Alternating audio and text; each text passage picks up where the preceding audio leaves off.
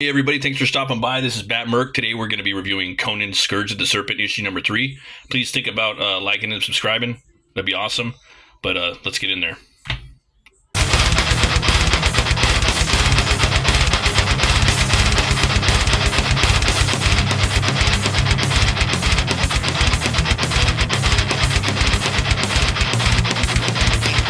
Yeah, today was a big haul. There's tons of books coming out today. I would say it was definitely the biggest comic book day of the year for the shops. If you actually go and check out all the stuff that came out today, it's pretty hefty. So got off work, went to the comic book store before they closed. It was wrap light. Luckily, I got this cover, but yeah, I'm gonna be getting into some comics. So there'll be some reviews coming, and yeah, I got me a burger and some French fries. I don't know if you guys ever had a fantastic burger, but oh my gosh, they're so good. That paired up with a good Conan comic. I did the reviews of the first 2 issues of this. If you haven't checked them out, feel free to do that. I have them in my Conan and the Barbarians section. So let's get in here. All right, got all these awesome offerings coming down from Heroic Signatures. Wish I could get them all. Yeah. And then what they're doing here is they're weaving the team. Jim Zub, he's weaving 3 stories together with 3 different eras: 1934, the Hyborian Age, and the Thurian Age. So you got Kirwin, Conan, and Cole, and a lot of it's taking place in Numidia or Numalia. It's like right there. So just to catch you guys up, across many ages of the world, all things that ever were or ever will be transpire now. In the Thurian Age, Brule the Spear Slayer tells King Cole of the centuries-long war between ancient men and shape-changers before departing to dispose of the slain serpent foe. Moments later, Cole is attacked by another serpent man. This one's disguised as a picked ally. Returning, Brule teaches Cole words of power to expose a serpent man. And these are the words. They're Ka Nama Ka La Germa. In 1934, Professor John Kirwin sees a vision of a serpent woman in the place of Evelyn Gordon, speaking cryptically of humanity's need to choose. But when Evelyn hears Brule's words echo across time, her eyes turn reptilian as she raises a loaded pistol at Kirwin. Meanwhile, in the Hyborian Age, the murder inquiry of Numalia uncovers Set's serpent iconography etched on the Stygian bull.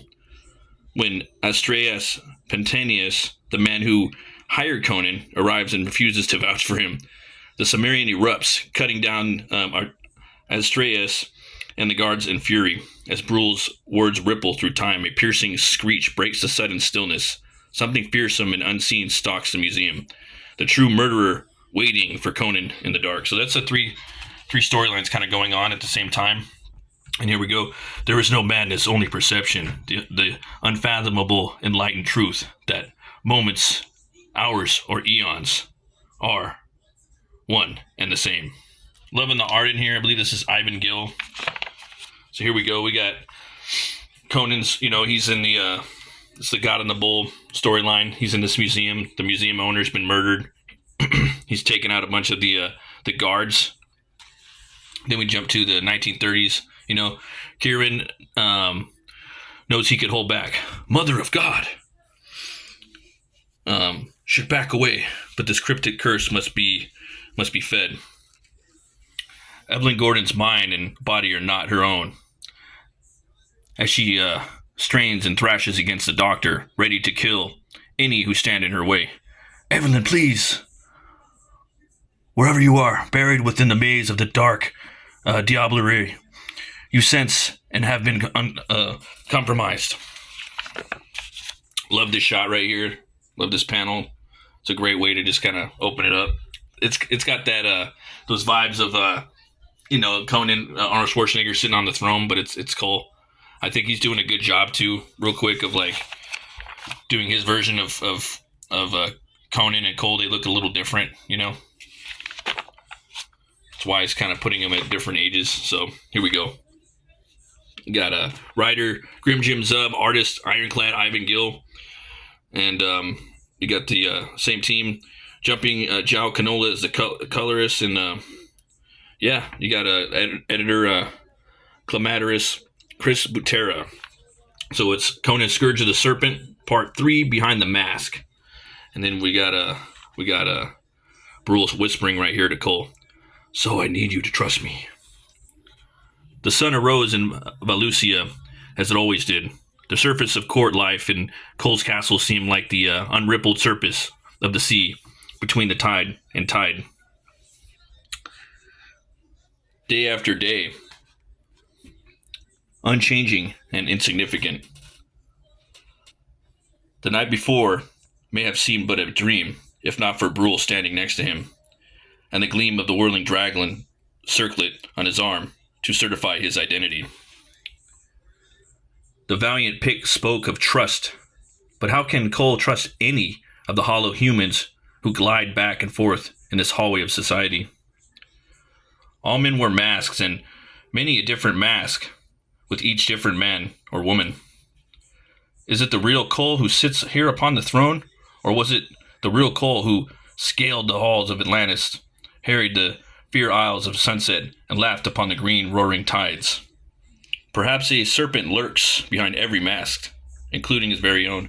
And that's Cole, right? He's always puzzling, he's always thinking, he's always in his head.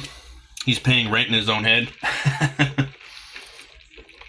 It's kind of an oxymoron, but he is. You know, he's real heady. He's giving things a deep thought. So, Evelyn's squirming and guttural cries fill the room until James Gordon's prostrate voice calls his own attention. Oh, bloody hell, Gordon.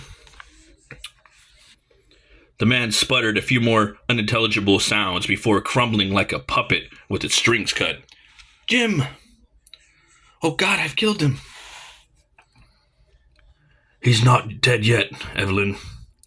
If he was, I'd sense his spirit escape. Just as I sense here amongst us a hidden presence. I thought it was the snake ring causing all this, and the relic does carry a great magic of old, but it's merely a conduit. John, there's no time for this occult nonsense. Jim Gordon may die if we don't call for an ambulance. Please, hold on, my love. All of us will die if I cannot root out the evil hiding in this very room. Evelyn saw glimpses of it, but her mind couldn't properly pierce the veil that obfuscates it. Loving the artwork in here. I love that color hold in the foreground on Kirwan. Oh, here we go. I walk through a strange fog, and then I look in a dark mirror and see her face. The face is mine, but behind it there's someone else. Another Kirwan. A darker Kirwan. I like the energy blast right here. Awesome. Really great artist. This perfect guy to do this book. An echo of a sound I dare not hear. Amongst musty relics and dusty antiquities, Conan hears a sound and glimpses the sight. I think that's in the God in the Bowl. That's probably one of the scariest parts in the book for me. You know, even and there's some horror in Conan stories as far as I'm concerned, but I never really envisioned the face as like a gorgon. You know, I always figured fish kind of like a childlike face, and that really creeped me out. You know, as you're reading that story, I highly recommend God on the Bowl. You guys go read it. Oh, look at that! Look at that! That is awesome. Something unearthly and impossible, inhuman and yet also divine. Not a beast and so much more than a man. Despite its size, the creature moves swiftly, more swiftly than any animal Conan has hunted. The Cimmerian tries to raise his defenses, but this darkened chamber filled with old relics is too treacherous to maneuver. Within moments, he's transfixed, prone, and easy prey. One more vanquished victim for the God in the Bowl. Oh, I love this scene right here. This is great. So yeah, I'm going to be doing some spoilers on this one, guys. And yet, Conan is still son of CROM, a battle-hardened child of the gray-gripped mountains. To yield to any enemy is anathema to their very being. In turn, the creature delivers a harrowing screech and lashes out with a rippling retort of its body. Look at that. It's awesome. Awesome sequence. He does a little swipe right there. Fallen. It is not yet used to query fighting back in such fashion, and must punish him for its impudence, for this impudence. There is no time for boast or bravado. No space for careful strategy.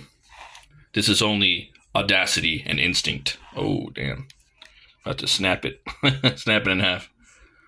Stalwart strength and the need to survive. Let me cut back here. When O'Donnell first mentioned your name on our drive here, I sensed something strange. But with my mind so focused on the ring, I lost track of the man who gave it. Years ago, when we delved into the dark mysteries together in Budapest, I saw your soul drift. I could not descend to the foul depths of forbidden occultism to which you sank. And because I would not, you despised me and robbed me of the only woman I ever loved. I swore I killed you with my bare hands, and yet here you are again. You are my dark mirror, aren't you? Call yourself Joseph Relock, if you wish, but I know your true name. The name of the dark diabloist from my dreaded past. Joseph Verlock. Okay. It is indeed Verlock, the damnable man. Kirwan knows all too well. But beneath that familiar dark countenance is also something more. Oh, John, you idealistic fool. You thought this silly thing like death could stop me? The insatiable scholar is now empowered by evil and strong as stone. Why shouldn't a man suffer in one life for a terrible crime committed in another? For ages encountered, we have circled one another through each twist of reincarnation. We slay each other's lovers or shatter each other's sacred rituals. You got Thothamon right there.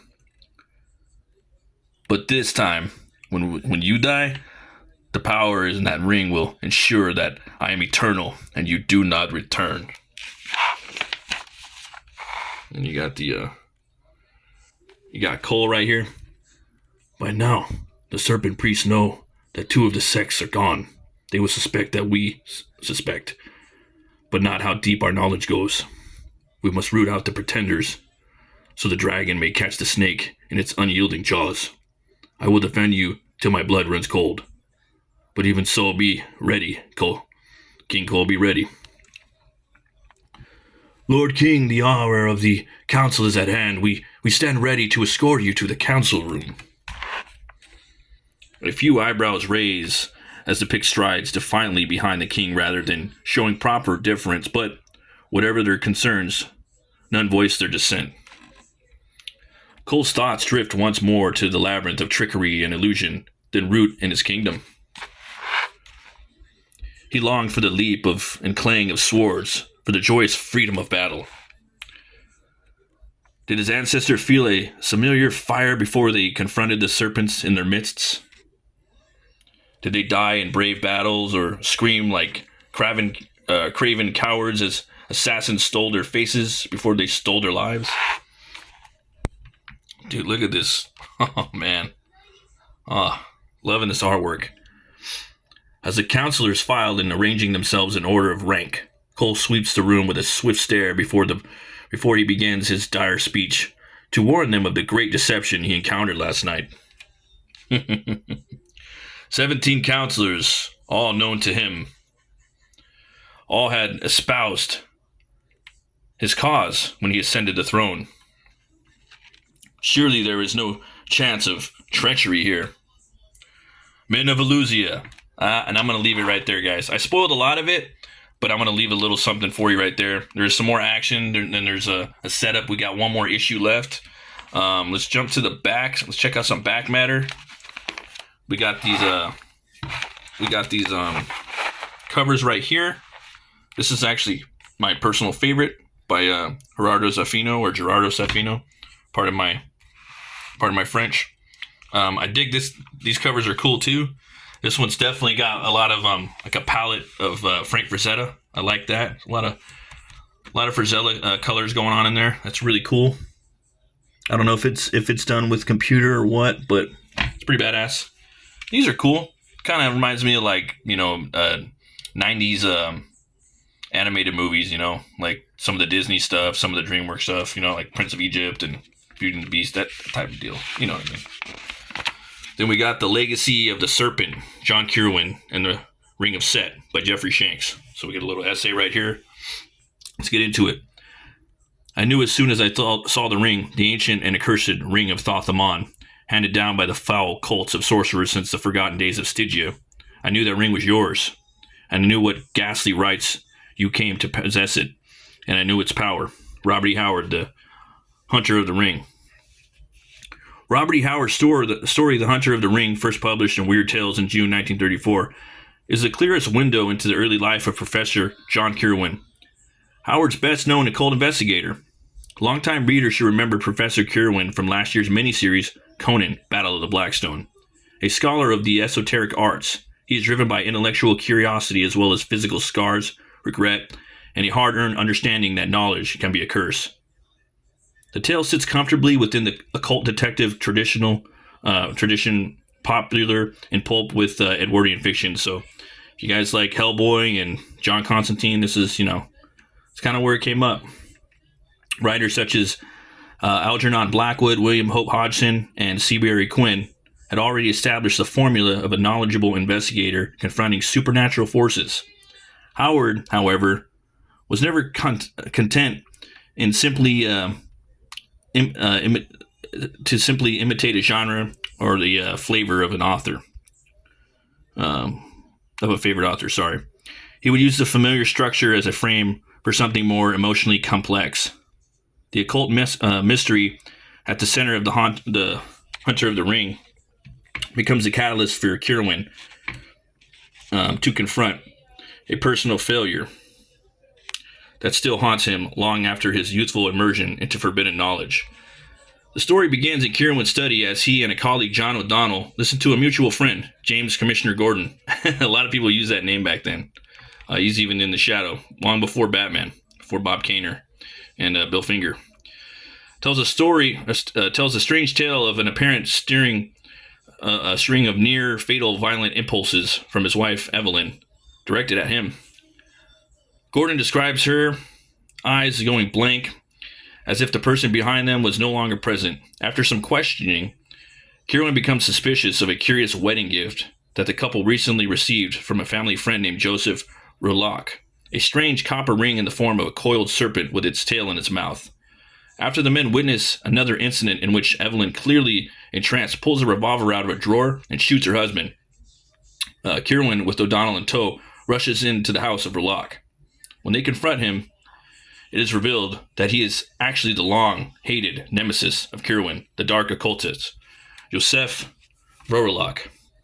And the ring is none other than the serpent ring of Thoth-Amon. We learned that many years previous, Rouloc, pardon my Hungarian, and Kirwan had studied the dark arts together in Hungary. Yeah, I met this dude from Hungary. Man, they got it pretty rough over there, but beautiful country, and they got some really cool castles. Yeah, but in a interesting history over there. But that that the former had delved too deeply and had become twisted by the foul sorceries he had tried to control. Using those dark arts, Rouloc had corrupted the one and only woman Kirwan had loved until she was lost to him. Kirwan knows now that Rouloc possesses the ancient serpent ring and is using it to torment and corrupt a young woman named Evelyn. But Kirwan knows too that those like Rouloc who sink too deeply into diabolism will often pay the ultimate price in the end. What distinguishes this story from the other Kirwan yarns is how deeply it explores his personal history. We learn about Kirwan's youthful arrogance, his pursuit of forbidden knowledge, and the emotional trauma that ultimately drove him to renounce occult study. The story positions Kirwan not merely as an expert seeking arcane secrets, but as a man trying to atone for having once sought them. His arc is one of the long sought of repentance. Readers of the original Conan stories will recognize Thoth Amon and his serpent ring of Set. Both first appeared in Conan's debut story, The Phoenix on the Sword, in December of 1932. The appearance of the ring in this 1930s era story is one of the few overt acknowledgments in Howard's original tales that he was creating a shared world of his major characters. And we also learn that within the Howard verse, John Kirwan is one of the few people in the modern era to have the knowledge of this lost Hyborian age. For those discovering this tale for the first time, Hunter of the Ring, this is a fantastic introduction to John Kirwan. It represents Howard as a mature author, weaving cosmic horror with guilt, betrayal, and the lingering stain of ancient evil. And for the longtime Conan fans, the story offers a tantalizing brush with the deeper tapestry of Howard's myth-making. Across time and genre, the great serpent still coils. The ring still waits for a hand to claim it. Yeah, so that's pretty awesome, man. John Kirwan, I'd love to see a movie or a TV show. Kirwan and Conrad, or just Kirwan. I mean, either or. This looks great. I can't wait to see what they're doing with that. I hope they do all of the 20. I think it's 25 Howard story or Conan stories, 22 to 25, something like that. Arguably, we got the next. Right here, the Scourge of the Serpent #4. This beautiful cover by Roberto de la Torre. And yeah, guys, go pick this up. I try not to spoil too much of it. I give it 2 horns way up. We're doing I'm drawing CROM the Barbarian right now, or King CROM. This is the character that's in public domain.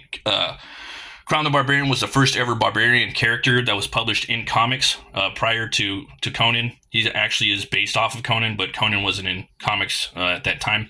So he's a public domain. So there's this new CROM anthology that's out. You guys could go there and check it out. I'll have a link in the description. And it's basically an anthology of a bunch of different indie comic book creators that are doing their own CROM the Barbarian stories. And you can also pick this up too there as well. This is CROM Collected. So I'm actually doing a story in there myself for next year. It's going to be something that's coming out annually. And it's big magazine style format like this. Black and white, you get that nice paper. And if you get the CROM Collected, it actually has the first 3 CROM and only CROM comics collected in here. You could check them out. Pretty awesome. So there's that. Thanks for everybody that's been checking out the live draw streams. You guys are awesome. Thanks for everybody that's been subscribing. We'll be drawing some more of this probably maybe Thanksgiving night or the next couple days, and I'll finish up my this is going to be my King CROM piece. So as always, guys, thanks for stopping by. Go pick up some new Conan. Always remember to be bold, be brave, and roll the bones to know your role. Stay metal, guys.